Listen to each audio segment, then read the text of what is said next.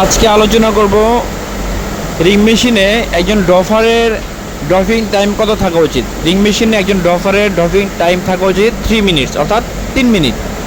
এই 3 মিনিটস না হলে কিন্তু আপনি কাঙ্ক্ষিত যে প্রোডাকশনটা উৎপাদন সেটাকে আপনি কিন্তু পাবেন না, ঠিক আছে।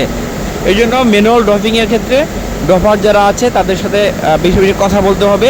তাদের নেগলিজেন্সের কারণে কিন্তু অনেক সময় এরকম হয় যে অনেক সময় 4 মিনিট 5 মিনিট 6 মিনিট লেগে যায়। তাদের সাথে কথা বলতে হবে, মনিটরিং করতে হবে, সুপারভিশন করতে হবে, যাতে করে এই ড্রপিং টাইমটা আপনার 3 মিনিটের ভিতরে হয়। 3 মিনিটের ভিতরে হলে আপনার কাঙ্ক্ষিত উৎপাদন পাবেন, হ্যাঁ, প্রোডাকশন ভালো হবে, এফিসিয়েন্সি লস হবে না, ঠিক আছে। তো এইভাবে সবার সাথে কথা বলে মনিটরিং করে তারপর আপনার এটাকে ইমপ্রুভ করতে হবে, ঠিক আছে।